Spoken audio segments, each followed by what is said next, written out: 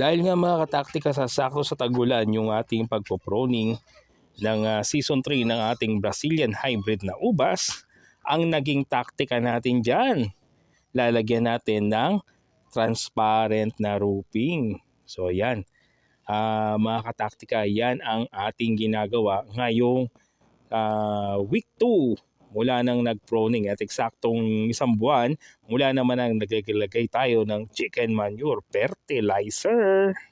Yan mga kataktika, gagamitan lang natin ng Taiwan yan. At matapos siya, ligtas na sa tagulan ang ating Brazilian Hybrid na ubas. Yan, magandang araw mga kataktika. At week 2, mula nang tayo ay nag-proning ng ating Brazilian Hybrid Season 3. Mga kataktika, kung sa week 1, naglabas siya ng mga protein cane, ngayon dito sa week 2, after ng pag-proning, naglabas na siya ng mga bunch.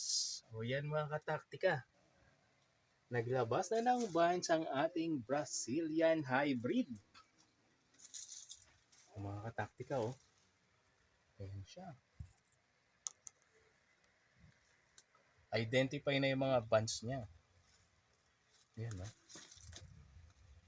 So, 2 linggo pagkatapos mo proning, ganito na ang ma-expect mo na result.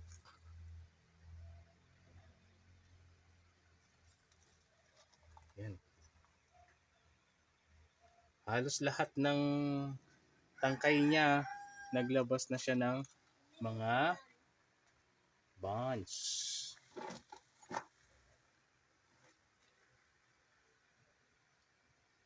Yan mga kataktika, ang bunch ng ating Brazilian Hybrid sa Season 3. Ayan, yan siya.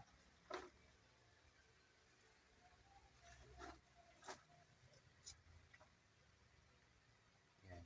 Nakakatuwa mga kataktika kasi lahat ng kanyang mga tangkay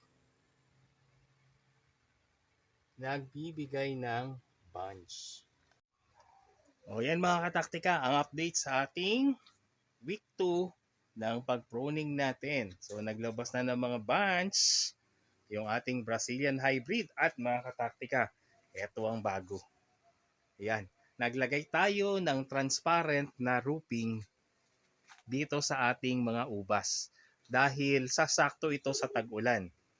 So yan ang ating taktika para hindi masira yung ating mga bunch o yung bunga ng ubas. Naglagay na tayo ng transparent roofing. Pero hindi yan nakadikit mga kataktika. Yun, almost 1.5 foot yung height niyan. So hindi yan didikit. O yan.